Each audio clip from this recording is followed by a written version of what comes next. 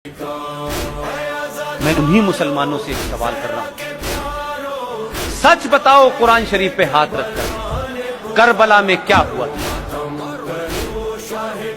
अगर ये हिम्मत नहीं है तो हिंदुओं को और सनातनियों को झूठ बोलने के लिए करबला का इस्तेमाल किया।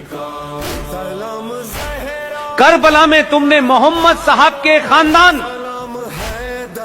उनके नवासों के नवासे, उनकी हत्याएं करके उनकी गर्दनों को नेजों के ऊपर, नेजों कहते हैं बड़े बड़े त्रिशूलों के ऊपर लेकर के शाम की गलियों में उनकी औरतों को बेराबरू होके घुमाया था। तुमने ये किया था। तुम किसको बताना चाहते हो? तुम तो न मोहम्मद के सगे हो न उनके खानदान के सगे हो। तुमने तो उनके दामाद को नमाज पढ़ते हुए उनका कत्ल किया। तुमने तो मोहम्मद की बेटी के घर में आग लगाई और जलते दरवाजे में उन्हें मार के दफन कर दिया। तुमने उनके नवासों की गर्दनें काटी। तुम कहते हो कि करबला हमें याद है। तुम करबला के बारे में झूठ बोल रहे हो। आज ये ताकतें कौन हैं? ये वही ताकतें हैं जिन्होंने मोहम्मद के खानदान को मारा। इसलिए अबू बकर से लेकर के अल बगदादी तक एक ही सोच है, जो मोहम्मद के नहीं हुए वो हिंदुस्तान के कैसे हो सकते हैं? जो उनके नवासों के नहीं हुए उसके कैसे हो सकते हैं? हमको सिखा रहे हो? हमने तो और हमारे डीएनए में तो राजा दाहिर सेन का इतिहास नहीं पढ़ा है तुमने, और मक्कार इस देश के इतिहासकारों ने पढ़ाया नहीं है। और हमें यह जिज्ञासा नहीं है कि हमारे पूर्वज कौन थे। राजा दाहिर सेन सिंध का आखिरी राजा था, उसका इतिहास पढ़ लेते तब भी मुसलमान अपनी मुंह नहीं खोलता आपके सामने।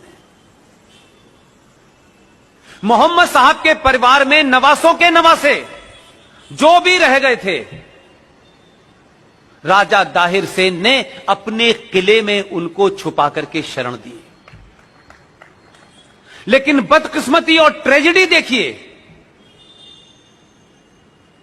कि कासिम जो चला था वहां से, पूरा नाम उसका क्या है?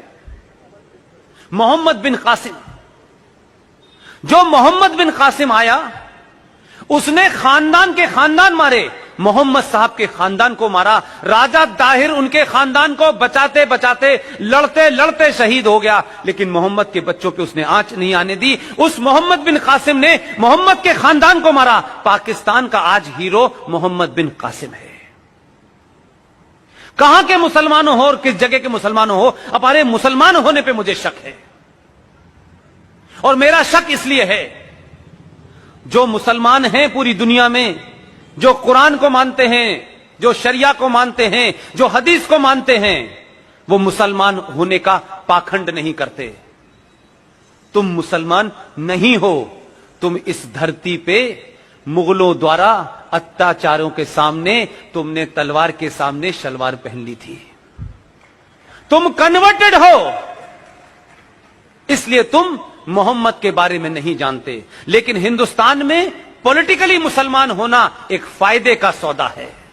सत्ताएं डरती हैं, लोग डरते हैं, समाज डरते हैं, नाजायज मांगों को लोग मान लेते हैं। इसलिए तुम असली मुसलमान नहीं हो। तुम